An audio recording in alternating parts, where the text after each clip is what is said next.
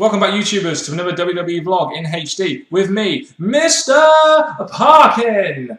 And this guy sitting next to me, he weighs in at approximately 170 pounds and hails from Peterborough, England. It's the man, it's NJ. What's up? And today we're going to be reviewing SummerSlam 2000, aren't we? Yeah. Definitely. Make sure you guys subscribe up above to us, of course. Like this video. Put your comments on the show down below. And be sure to contact us in the links in the description box below. Well said, NJ. Without further ado, should we just go into this review?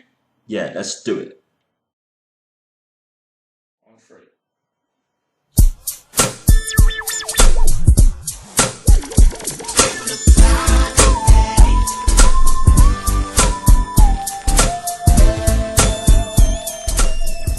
And on that note, NJ, we get Too Cool in our opening match, and as you can tell from the previous video, we fucking love Too Cool, don't we? Great tag team. They've got the entertainment, which WWE are all about now, which sadly, and they're good wrestlers, so sadly WWE's not using them. Yep, and then they faced up against the faction with the worst theme music ever and the worst Titantron video, Right to Censor, which consisted of Stephen Richards, Bull Buchanan, and The Good Father. Which is a group that weren't really liked at all. Boring group. Ran by Stephen Richards, of all people. Let's just get straight into this match, really, because it was a pretty fun match. I like the way they sort of utilised the crowd. Too Cool utilised their crowd when they were doing their moves, with Rikishi as well. Yeah. So all in all, I thought it was a good match, although Stephen Richards picked the win at the end. I wasn't too bothered by that, because this match was just a lot of fun, and that's why I like the match. Yeah, I weren't quite happy with Right Sense of winning this, because I thought it was chance for Too Cool to entertain the crowd for a good start, but they did their job, but they didn't finish it. Good opener. Definitely got the crowd in the mood, didn't it? It did. Definitely. The next match we had was X-Pac versus Road Dogg, a rivalry which had been building up since SmackDown before the pay-per-view, so kind of reminiscent of today's WWE, eh? A little bit like that, yeah. These guys obviously have very good chemistry in the ring as they were tag team partners. What I want to know is, why did this match only go 5 minutes? Surely they can put on a great match if they have great chemistry, rather than the 5-minute match that they had, which didn't really do too much for me, really. No, this match could have done been longer, because they've been partners before. And I'm thinking, now they know each other, maybe they could have counted each other's moves a bit more. They did that a bit in the match, didn't they? Which is nice to see. It's realism. Should be done with more, I think, to make the match go on longer. Yep. And X-Pac wins with a low blow and then an X-Factor.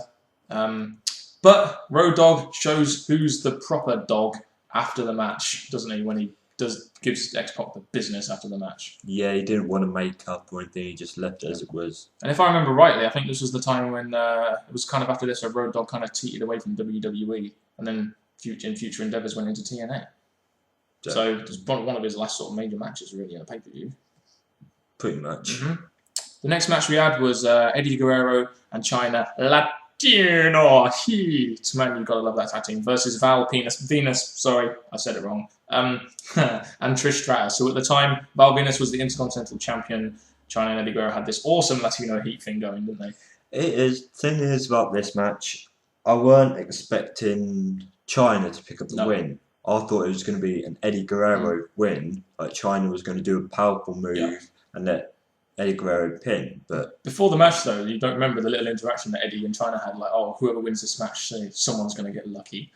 And it looks like it's going to be China. Yeah, or Eddie Guerrero by the looks of it, if China's won. Oh, yeah, she's going to be in a very celebratory mood after that match. That's so true. Yeah, this match, it wasn't the greatest match. I mean, it ended with China pinning Trish, which is a bit weird, but, you know, I guess it doesn't make the guys look weak, so it did its job, taking the title away from Val Venus without making him look that weak.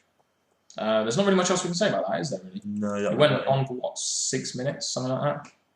About that. A bit of a theme throughout the undercard, really. Not really that much time given to matches. No. We then have a match which, we had Taz, who used to like entering rivalries with commentators, because he had a rivalry with Jerry Lawler and Jim Ross.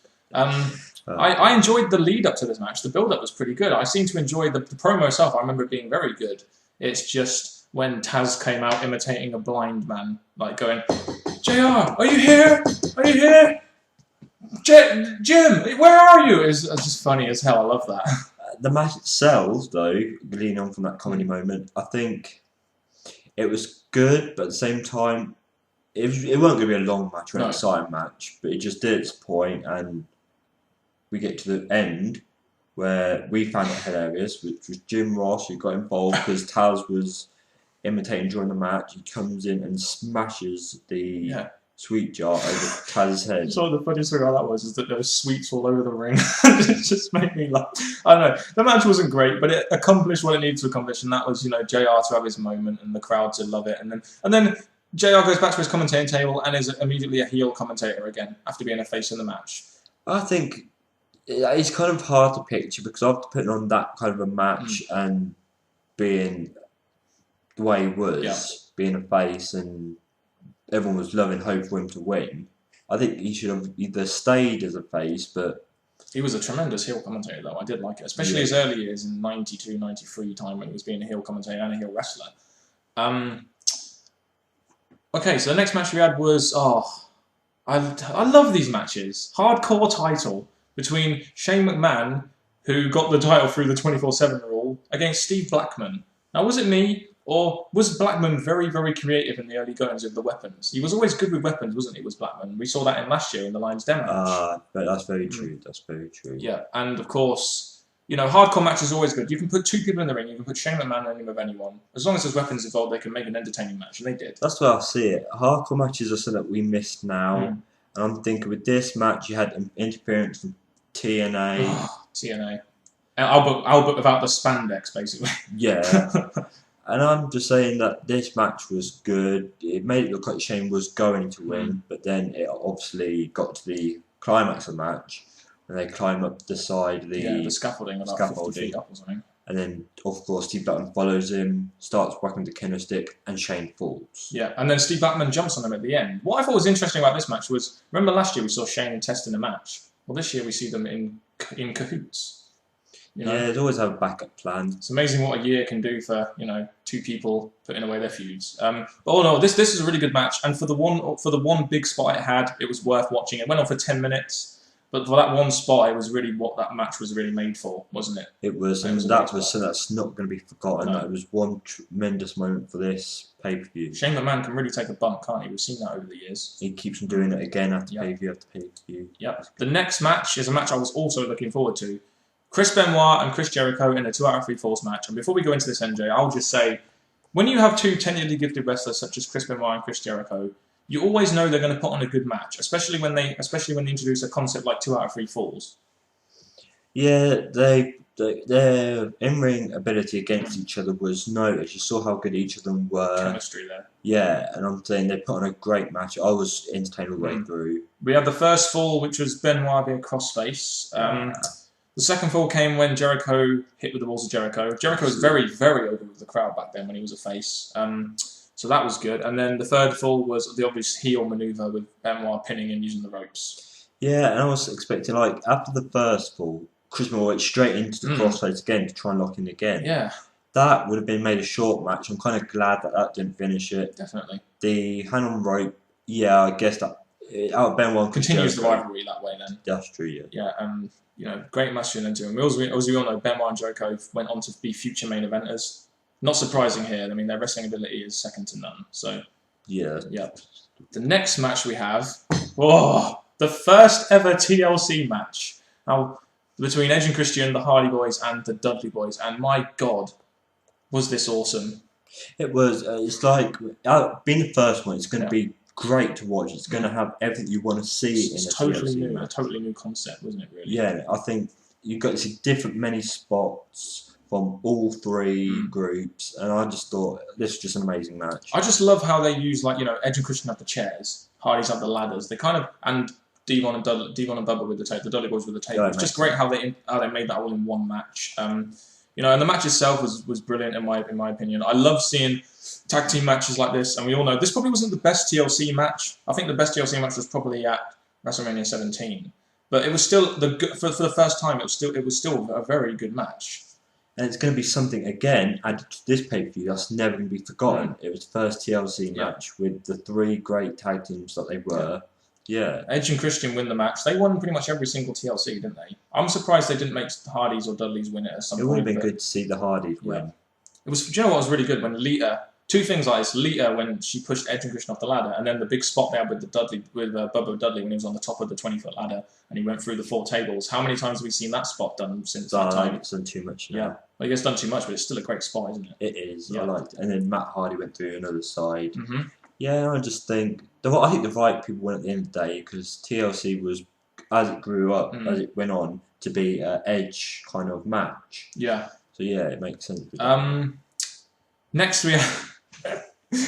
Why was this match so high on the card? We had the Cat versus Terry in a stink face match with Al Snow and Perry Saturn, special ring and enforcers, so to speak, being outside the ring. What could you really say about this match? It was just there for the eye candy. It was there for the spanky moments and the stink face moments. Again, I'm kind of glad I got rid of this match. I'm not saying it's just because the match itself, it had divas, which was good. The divas put on better wrestling than they do now. Yeah. But the match itself, it weren't wrestling. It was just, as you said, for entertainment. No, it wasn't wrestling, but at the same time, it's one of those matches that's just there to try and get the crowd hyped. We all know how much the crowd love a good, bra and panties match or a stink face match every now and then. It's just there for the eye candy. There's not really much more you can say about that. The Cat wins. Cat was gorgeous, wasn't she? So was Terry.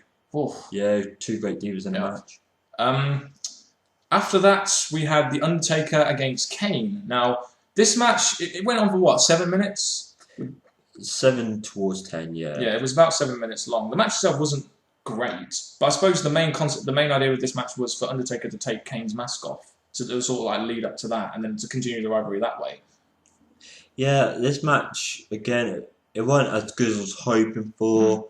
It had my favourites in Kane, but Taker with the biker gimmick. And the bike gimmick, but the match itself didn't do much for me. No. It was just about the mask, so I won't give it too much of a high rate in this match. Just the fact that it ended in a no contest. I don't know. I kind of like the idea of Kane taking the mask off, but it's just the match wasn't very good. I just didn't really think it ever pick up. It never really got the chance to pick up because it didn't have enough time, and it was all leading to something like that. So I don't know about that match. That was one weak match of the night. I thought I was really expecting more from, but didn't get as much as I thought I would.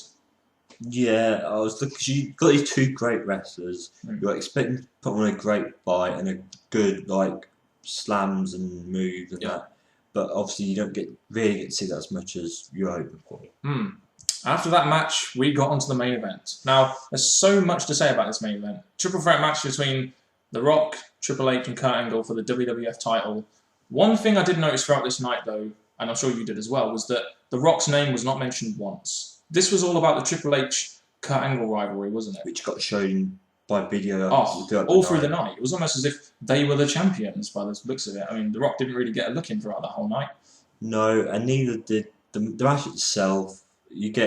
Angle gets hurt before the match even begins. Yeah, he got a concussion or something. And almost a pedigree through the announce table. But it gave way just before they could do it, didn't it? Yeah. And that's why he injured his head or something. And then obviously he gets taken away on the bed stretcher. That's it, yeah. And then the match, then Rock finally comes down because I think Triple H was going to hit with a sledgehammer, which is something we don't get to see much anymore. This sledgehammer getting used. I'm like, for this particular moment, I was glad to see weapons get used throughout the night, and Triple H using the sledgehammer so the guy miss. But then The Rock comes down and the match basically begins. Yeah, The Rock sort of comes out and makes it. I think it's 1-on-1 between Rock and Triple H. I just didn't like how this whole match focused on 2 challengers. I think the fact that Kurt Angle went back injured was probably a good thing because I always like to see Rock and Triple H because I always think they put on a good match together. The Triple H and Angle pre-match thing was okay. It's just that you need the champion in there to make the match worth something because that is what at the end of the day this match is for. It's the main event because it's a WWF title match. Well, as this match was, as it came when Angle came back about mainly Triple H and Angle, I'm kind of thinking it would have been better if Angle did stay out and it did stay as Rock and Triple H for the title. Yeah, but it's a shame it didn't. But it was still put on a good match. Yeah, and it was because of the misunderstanding between Triple H, Angle, and Stephanie that Rock ended up winning the match. He didn't really win it clean. Well, he did win it clean, but it was something between that rivalry which led him to win. So it carried on the rivalry. The match itself was okay. It's just that the implications of it and the build-up and the storylines involved kind of downgrades it a little bit for me.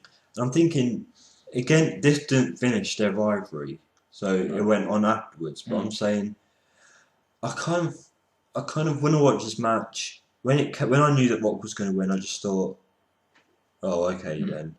Because if this match was different, maybe you've had Angle and Triple H against each other. Having Rock in, he was just there just to make the match a bit more. He was just there to make the WWF title match, really, wasn't he? Yeah, make a bit more try to make it more of an exciting match.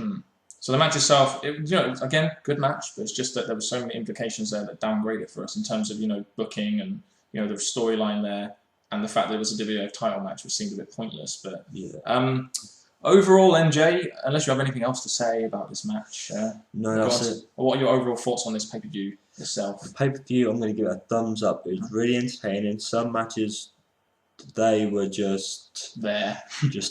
But overall, most of the matches, again, like I said before, have things I like in it. It's just that first TLC match. We cannot go wrong with that. That was an entertaining match.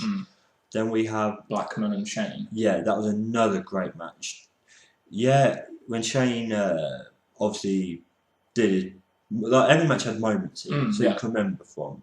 And then the main event, which again had its moment like throughout the match, really. Even though it was Triple H Angle thing. Even though it was an obvious win, if you think about it. Yeah. For me, I'll grade this after, but I loved the opener with Too Cool, despite the fact that Stevie Richards won the match. The first TLC is always going to be like a big match for me in this pay-per-view. So will the Steve Blackman Shane McMahon match, just because of the one spot. The Jericho Benoir match, I thought was a very good match. I liked where it was in the card. It was a very good match itself. The main event, although it was between three very good wrestlers, Kurt Angle was a rising star at the time. It focused too much on storyline, on a particular storyline, and really didn't focus on really the champion that much, which is kind of an error really on WWE's part.